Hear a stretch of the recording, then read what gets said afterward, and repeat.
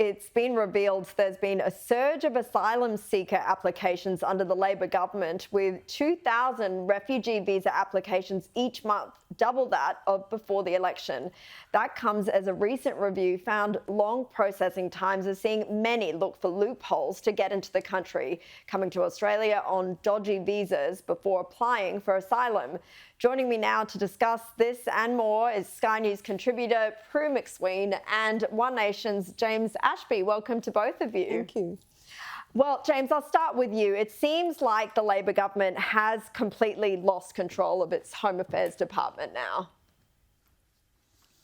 Yeah, we always knew this would happen. Let's face it, Kevin 07, from that point forward, have had always an issue with refugees trying to skip the queue and get into this country, not by the hundreds, but by tens of thousands. And now we're looking, well, we're staring down the barrel at 2,000 that are arriving by aircraft every single month. That's double what we're trying to get into the country under the coalition. What's surprising, though, is they're coming from countries where Aussies go on holiday, like Vietnam is the number one country in which these people are trying to claim asylum from. A lot of these people are just country shopping. They're economic opportunists, where they're actually looking for a better economic life, not a better life in general. So we've got a real problem here. I think the UN Convention on Refugees is outdated. It's done. We should get out of the UN altogether.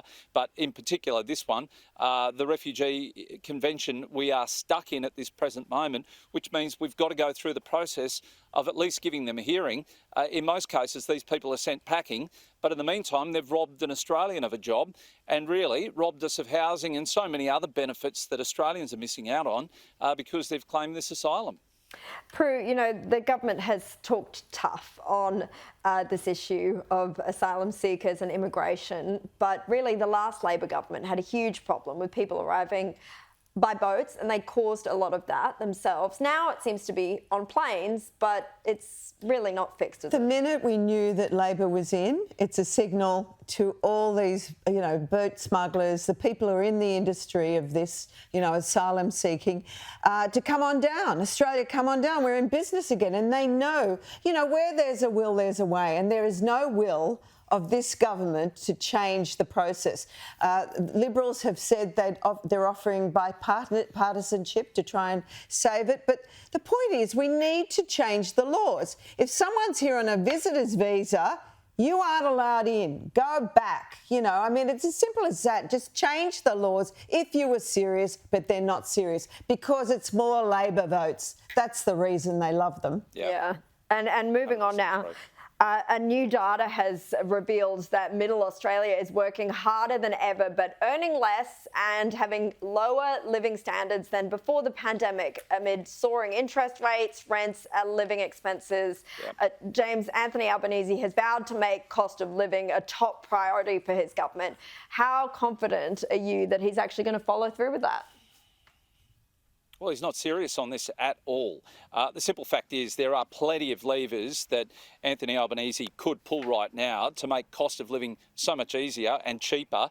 Right now, across the country, we've got GST on insurance. That's the one thing that could save people 10% on everything from their car to their houses. We should be encouraging people to insure their property and look after themselves, but instead, no, the government want to whack them. And then on top of that, states are then charging an additional 9% here in Queensland for stamp duty on insurance. So almost 20% of your insurance policy is actually taxes that the state and federal government collect. We've got GST on new housing developments. Take that off. I lined up a couple of developers the other day and said, how is it that we make cost of living cheaper for people to get into a property? And they said, well, straight away, the states could simply take off what is an infrastructure charge, which is now $31,000. What for? Nothing, because the developer's on the hook for everything: sewerage, water, roads, curb and channeling, NBN, the whole lot.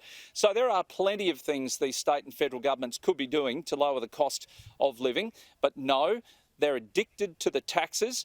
The next thing we'll line up for is a fun tax. Wait, it's coming. But in the meantime, we're just going to have to suck it up because this Labor government don't know how to take the foot off the throat of Australians. And Prue, how confident are you in these claims that this is the new priority? I mean, why is it only a priority now, first of all? Well, they don't know, as James said, they don't know how to save money. They only know how to spend. But the worst thing, the steam train coming at us, and we're in the lights already, is this energy issue. We are all down the toilet with this ridiculous fantasy of Bowen and Albanese, and sadly it's going to drive every cost up. And if we think we're poor now, you wait for that to come. Now, I'm just praying that people wake up to themselves at the next election and realise that we're in a hiding to nothing. We need to get into nuclear, and we need to stop this fantasy and the destruction of our environment. It's craziness. They may wake up with the next few power bills and the shock increases that are going to keep coming. An intriguing Courier Mail poll has shone a light on the public sentiment surrounding the Brisbane Olympics. In the survey of almost 7,000 Queenslanders, 66% say they do not support the Olympics in Brisbane. 74% say they would not attend a sporting event during the Games, and 77% say they believe it's a waste of money. James, you're a Queenslander. Do you agree with them? Well, I think this government lost the public support when they announced that initially it was going to be cost-neutral Olympics, right? And now we've gone from cost-neutral to stadiums that we're now going to rip down. Originally $1 billion. We know that the Labor Party can't count. It's now blown out to $2.7 billion. Like, how do you get these figures so wrong? Who's advising these people? And honestly, these are the problems that we're faced with. They don't have the money in the state. Queensland's broke. If it wasn't for the mining industry, we'd be selling more of our land off to China, I swear. But the issue will be that this Olympics is going to cost a fortune. We all love sport. I in particular love the swimming and diving at the Olympics, but we cannot afford to go putting in new infrastructure when we've got perfectly good infrastructure that's capable of hosting this Olympics as it is.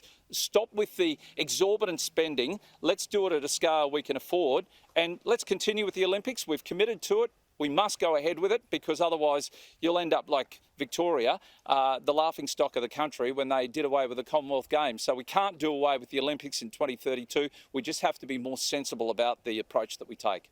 Well, speaking of Victoria, the Allen government there is trying to blame a 60% increase in public sector employees over the past 15 years on COVID, despite most of the growth happening before the pandemic. It comes after an analysis by the Australian newspaper exposed the state's bloated bureaucracy, revealing the number of government employees rose at double the rate of population growth between 2008 and 2023.